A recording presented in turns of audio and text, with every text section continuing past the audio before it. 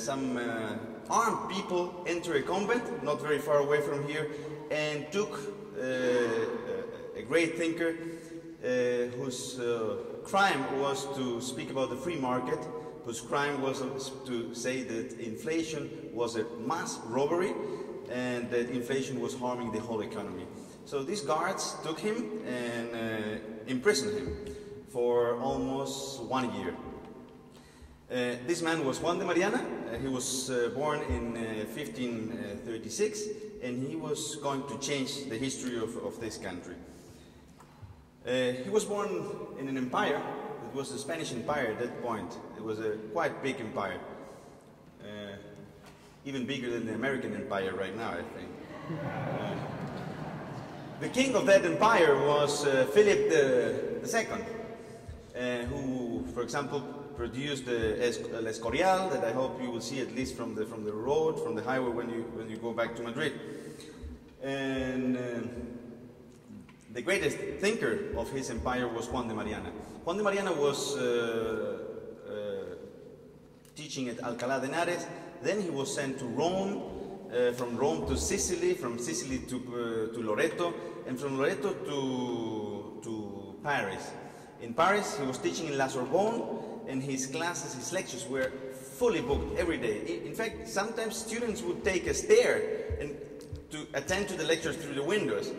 So, and he was teaching Thomism. So I'm sorry about some Thomas de Aquinas who is behind the screen. Sorry, please. We need to have the slides here. And Mariana was teaching Thomism, and like many scholastic, he was speaking about individual freedom, and he was speaking about how society arises and why the rights and the freedom is something individual. It is not something that the state gives to us. As I said, he was probably the most famous thinker of his time, and in Paris, from La Sorbonne, he attended to the massacre of Saint Barthélemy, and I think this was something in his life. He saw this from the window of his building, where he was sleeping in the night of August 1575, and I think this experience changed his way of looking at some political issues. He asked to go back to retire and go back to Spain at the age of 36, saying that he had health troubles and that he would like to end up his last days in Spain. But in fact, he lived on almost until 80 years old, so he had enough time to produce a lot of things in a small convent in Toledo. So one of the things he did in Toledo was to produce a book for the education of the prince. Well, they ordered him to produce a book for the education of the prince, so everybody thought he was going to do something like, or some people thought that as a Jesuit he would do something similar to Machiavelli, to say, well, the prince can do whatever he wants, he can lie, he can rob, he can assault, he can do whatever is necessary to the aggrandizement of the state. In fact, he did the contrary. He wrote a book where he explained that society is something that arises because of the division of labor and knowledge. He said society should be a totally voluntary thing that is in the benefit of each person that wants to enter society. He explains that individual rights can be temporarily passed to somebody else, but that ultimately there are individual rights and that can be taken back to each person. Everyone can say, I want my rights back. He explains that the king is just a delegate, and if people do not want him to be the delegate anymore, he has to stop. And for example, he cannot raise taxes without the consent of people, he cannot do public deficit, he cannot do inflationary policy. But of course, this is difficult to, it is easy to say this, but how can you guarantee that such a society will last? He said the only way to make it happen is through tyrannicide. Only if the people have the right to really maintain those rights, and the only way will be to be able to kill the king that takes over the rights of the people. Only if people are allowed to kill the king, this king that has become a tyrant, we can be sure that we can maintain those rights ultimately. He was not very polemic because of this doctrine, because this doctrine was accepted everywhere in Europe at that point. This was a very accepted doctrine. The only small change he did in the doctrine is that he said that it's not something that the society as a whole can do, it's just each individual can do this, because each individual is the owner of the rights, so each individual can kill whoever is taking the rights away. So he thought this was the only way to guarantee that the society will respect individual rights. The book was written for Prince Philip III, the son of Philip II. And by the time the book was published, it took a long time to go through the whole process of getting the license. By the time the book was published, Prince Philip was not anymore prince, he was the king. A few months before the book was finally published, he was the king of Spain. And the king, he had great ideas about what to do with this empire. And he chose an advisor that would allow him to do a lot of things. He chose an advisor that told him that everything could be done. Everything could be done. The only thing was required was flexibility in the monetary policy. This was the only thing necessary. So, well, Velázquez painted his advisor in a different way, and he called him the Duke of Lerma. And they had great plans for this country, great plans for Spain. So the time that Philip III reigned this country was a time of war, was a time where the Spanish Empire had a lot of wars, all financed by his advisor. It was a time with a huge public deficit, where they somehow managed to please everyone, and it was a time of inflation. It was a time of inflation. So 400 years ago was really a time of inflation. Of course, they didn't do the inflation like this man there is doing with the printing fiat money. They did it just recoining the coins. So just changing the numbers in the coins, in the face of the coins. Where you have a 1, you put a 2. Where you have a 2, you put a 3. Where you have a 3, you put a 4, or an 8, like you see there, or a 16. So it's fantastic, it's marvelous. You just have to change the number, and you can finance whatever you want to finance. So this was harming the economy a lot. And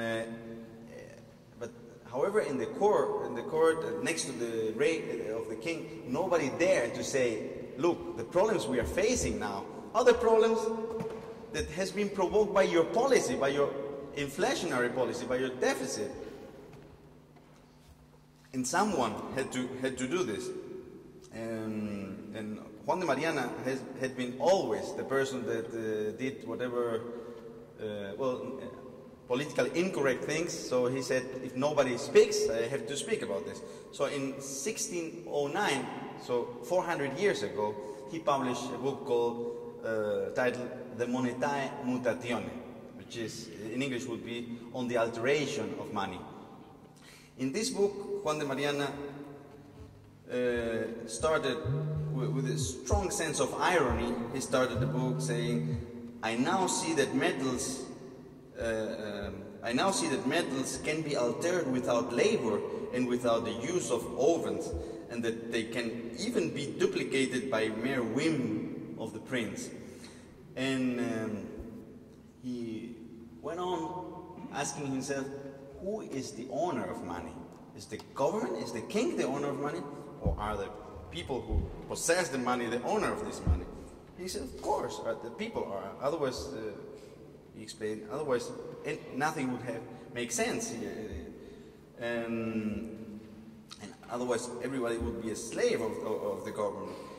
And he explained from this point, from this starting point, he explained that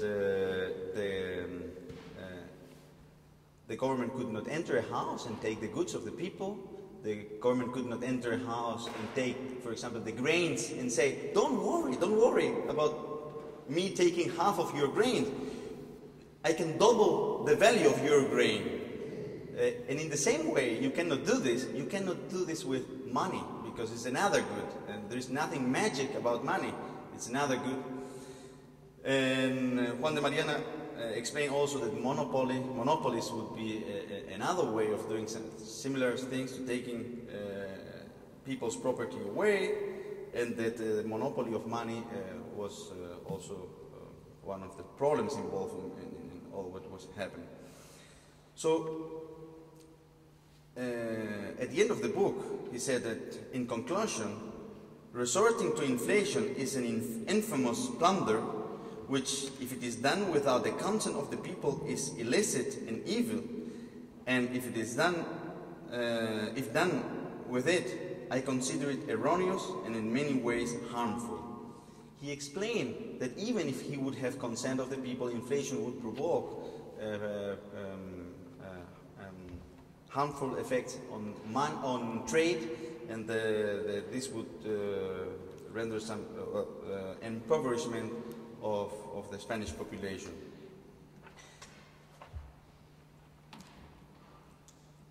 His solution to the crisis that Spain was facing was stop the inflationary policies. He said, we have to stop this policy. Like Mises would say many years later, when he was asked how to stop the hyperinflation, he said, do you listen to this noise? The printing press? Stop it. Well, Juan de Mariana would say something very similar. He said, stop the wars that Spain has outside the country. And he said, stop the public deficit. Stop it. This is the way to go out of the recession. This is the way to go out of the crisis we are facing. Stop the bailouts. Well, he didn't call it bailouts, but stop all this help coming from the government and helping concrete companies. So, as you can imagine, the Duke didn't like it at all. The Duke was very upset with what Juan de Mariana was saying, because first he was explaining what inflation was about. Second, he was saying, now that you understand what inflation is, this is a mass robbery. And he was calling robber to the person who was doing it, so to the Duke. And third,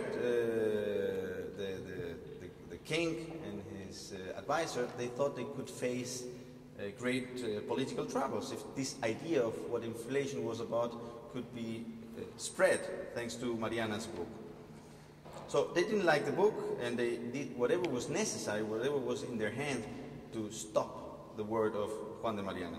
This is the reason why 400 years ago, 1 week ago, these guards entered the convent in Toledo and took Juan de Mariana to the Basilica de San Francisco el Grande in Madrid, where he has a long process of more or less 1 year. This is the place, the Basilica de San Francisco. This is the place where he was in prison. It was very interesting because after a few days, he was, in fact, it has to be more or less like today, 400 years ago, they gave him one opportunity, one last chance. He said, we are accusing you of lesa majestatis, the worst you can be accused of. And we give you one opportunity. We are sure that we misunderstood your book. We are sure. You just have to say it. And he said, okay, I want to speak. And he went to speak, and he said, what you understood is exactly what I wanted to say. You are not allowed to do inflation, to commit inflation. You are not allowed to do this. This is rob, and you are breaking the law. And as Bastiat would say, the law with capitals. So, fortunately enough, and as Murray Rothbard says in his History of Economic Thought, at that point we have balance of power. We have several institutions that were powerful, so that none of them could be the only one with monopolizing all the power. And after 1 year, even if the king was trying to condemn him, they couldn't condemn him because the church, the Pope, well, in Rome, they say, okay, you can hang him if you want, but first you have to demonstrate that what he's saying about inflation is wrong. So the king said, release him immediately. We don't want to have a debate over this. The last thing we want is to have a debate over inflation with this guy that is explaining all the thing, what is happening. So he was released without an official release. He was just released by the back door. He was 73 years old. You have to understand that this man, when he was captured, he was 73 years old.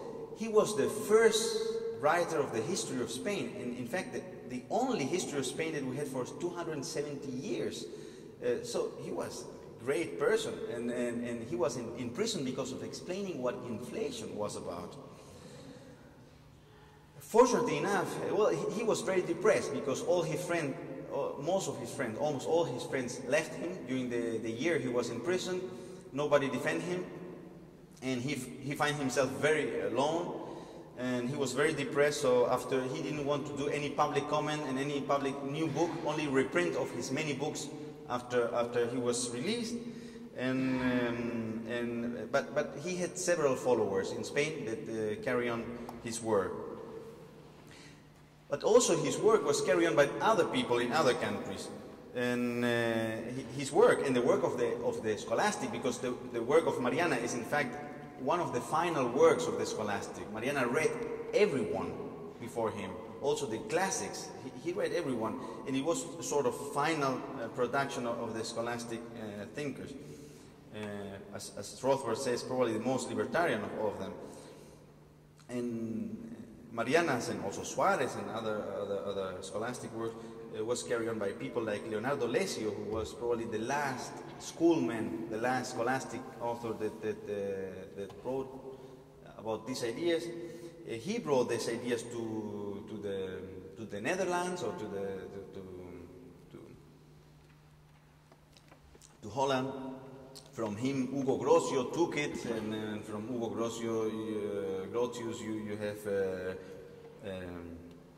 Pfaffendorf in Germany or Hutchinson. But staying at the continent, you have people like Turgot, you have people like Galliani or Condillac. They all were studying theology at schools where the Jesuits' teaching had to be learned. They all knew about Juan de Mariana. They all had books of Juan de Mariana, especially Turgot. Turgot had several books of Juan de Mariana in his library. And these authors that knew each other carry on that work and brought it to a higher level, certainly. Also John Locke. Here you have the picture of a book owned by John Locke and with a book on money by Juan de Mariana. So also John Locke, he never mentioned Juan de Mariana, but he had Juan de Mariana's book. And in fact, you read John Locke, and in many passages it reminds to Juan de Mariana's passages. And from John Locke, of course, as Guido Hülsmann correctly was saying, we have Adam Smith that was carrying on the work of the scholastic. And in many sense, you can say that Adam Smith was a follower of the scholastic in many sense. Of course, he was brought in the theory of value, of course, but he was following the scholastic in many other respects. Staying again at the continent, you have Jean-Baptiste, who continued the tradition, but also with the subjective theory of value.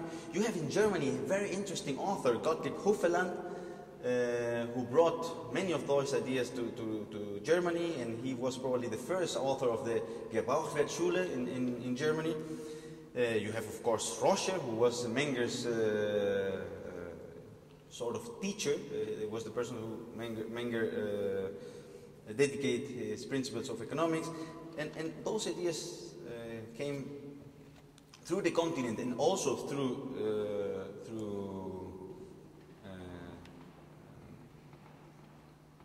through the Anglo-Saxon line. In both forms, it came to the Austrian school. And there is no wonder why Menger quotes both the continental and the Anglo-Saxon tradition, because they have both. They are following both the same branch, and they all are against schools that were saying the opposite. From Menger, you know the story. Von Baber, you have Mises, and you have Roth, of course. I'm forgetting many others. I'm forgetting many other authors. But you have. I wanted to focus on Rothbard because Rothbard. When you read books like What Has Government Done to Our Money, it reminds so much to what Juan de Mariana and of course of what Oresme would say previously, that it's quite impressive. But if you see the whole line, it's not impressive at all. It is the final step or the current step of a tradition that it has become somehow minoritary or in economics, but it has been the most important tradition probably. And so the policy that Juan de Mariana was recommending is the policy that people surrounding the Austrian school is recommending today. Is stop the printing press, but not only stop it, stop the monopoly. Stop the monopoly on the printing press. Leave it to the market. Leave it to private property. Leave it to free contracts, and leave us alone. Let us make a better society. So, what should Bernanke learn from Juan de Mariana? I think Bernanke, and not only Bernanke, should learn that the problems we are facing are problems that were created by him and by other people before him, because they were not respecting property rights. Of course, they are not the only responsible people. The whole framework they are working in is responsible for this. They should learn that doing these policies harms a lot of people. A lot of people are suffering from this. Why they should learn this? They should learn this because otherwise they will commit the same mistake again and again. And how they should learn it? They should learn it. Listen to the Austrian School of Economics, that is the follower of this great tradition. Thank you very much.